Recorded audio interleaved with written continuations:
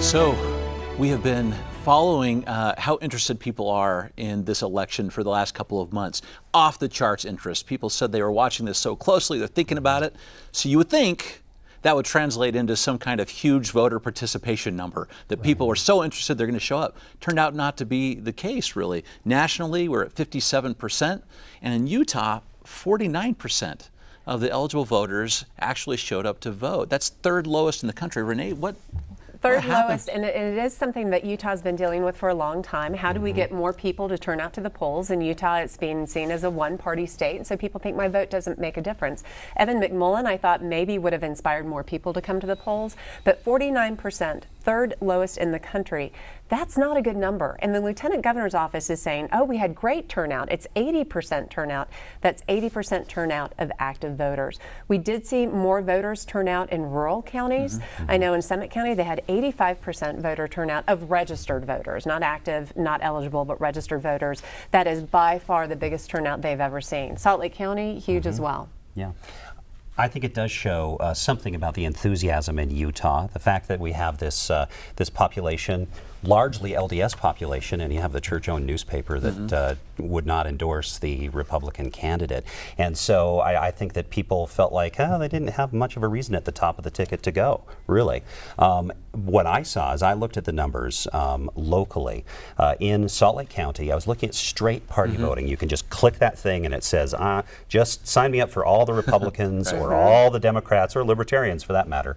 Well, in 2012, the Mitt Romney year, both Democrats and Republicans were around 50%, and Republicans voted straight party more. This year, 39% of Republicans checked straight party, 54% of Democrats checked straight party. It was dramatic. And I looked at Utah County. It did go to Donald Trump, 51% for Donald Trump, but every other Republican on the ballot in Utah County got 75% or higher. And I think that's really a key point. The Democrats in Utah were hoping there would be a Trump effect. Right. That people who didn't like him would at least look at their candidates.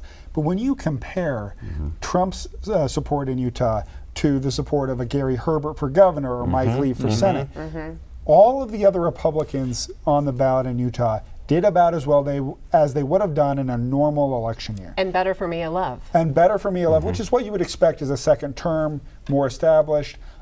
If you're a Democrat, this was really, really hard in the state of Utah because you had Mike Weinholz, who put, what is it, $2 million of his own dollars into running for governor, really tried. He got about the same percent as John Harper, who ran for Attorney General, Who who dropped out of the race. Yes. He did nothing. He wasn't even campaigning. He did not show up for the debate. Do you think there was a reverse effect where Republicans felt almost like a guilty thing? I need to go out and talk to people and see, like, oh man, I didn't check Republican on the presidential ballot. I'm all in on the rest of the ballot. I really don't know. Interesting. Yeah. I think one thing is that we are a country that has picked our parties, and we stick with it. Those who participate, and it's not exactly the most impressive number that participate, but those that do have picked a tribe, and no matter who is there, they're going to stay with their tribe. Trump was a little bit different here, but if McMullen did not get in the race, don't you think a lot of those voters probably would have gravitated back towards Trump? Gary Johnson was doing better in Utah than any other state except his home state of New Mexico. There would have been a protest vote at some level. Ross Perot did better in Utah than almost any other state, beat Bill Clinton. So do you think that would have changed the straight party ticket if it was someone other than Donald Trump then at the top of the ticket? I think it would have went back exactly the same way it was before. If you'd seen a John Kasich or somebody, you would have seen that change. Ted Cruz, anyone else who ran, I think would have been the same. A really quick comment, because one thing that no one did expect really in the state of Utah is Democrats won a couple of seats. Yeah. So kind of another indication that people are willing to I do think in Salt Lake County is the outlier of the state. It is becoming more blue over time. Right. And those Democrats who won seats in the legislature or appear to be on the way to winning seats when the rest of the ballots are counted in Salt Lake County. I did a story and looking at Salt Lake County, and I called it State Salt Lake. If Salt Lake County were a state, then Hillary Clinton would have gotten its electoral votes. Right. Gary Herbert would still have won.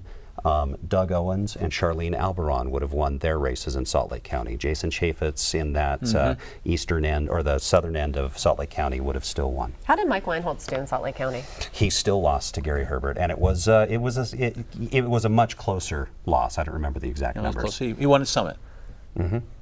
Yeah, and interesting that these seats they picked up were women.